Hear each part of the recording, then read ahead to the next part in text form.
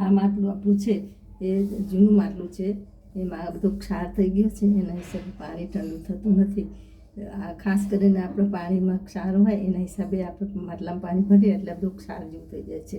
એટલે આપણે ક્ષાર કાઢી નાખીએ ને પછી આપણું આ માટલાનું પાણી હોય એકદમ ઠંડુ થઈ જાય અને જૂનું માટલું હોય અસલ નવા જેવું થઈ જાય. એટલે આપણે એને એક વખત આપણે એસિડ લઈને ધોઈ નાખશું. તો એસિડ લઈને આપણે એને પહેલાં કેવી રીતે કરવાનું, એક વાટકામાં એસિડ લેવાનું અને પછી એક કપડું લેવાનું.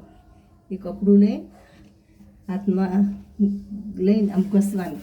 આમ આપણે ઘસીશું ને એટલે જો બધું એસિડનું ભાગ આવે એટલે એના જે ક્ષાર હોય ને એ બધું ઘસી જાય.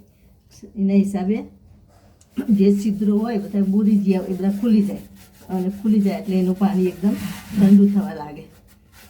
એટલે આપણું માટલું છે એ અસલ નવા માટલા જેવું જ થઈ જાય અને પાણી એકદમ ઠંડુ થઈ જાય. તમને જો એસિડ લાગતું હોય તો તમે પ્લાસ્ટિકની કોથળી પહેરીને મોજું પહેરીને પણ એને સાફ કરી શકો છો. આવી રીતે બધી ફરી આખી માટલીમાં પોતું મારી દેવાનું.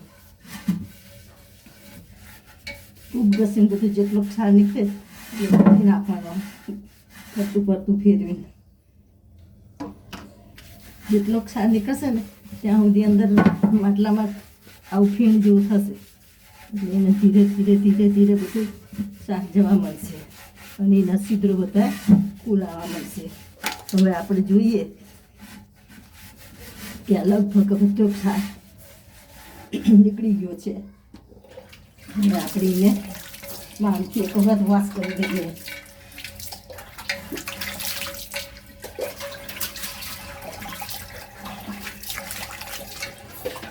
હવે તમે જુઓ બધો ક્ષાર નીકળી ગયો આપણને અને હવે પહેલાં જેવું એકદમ લાલ આપણું થઈ ગયું અને બધો ક્ષાર હોય નીકળી જ ગયો.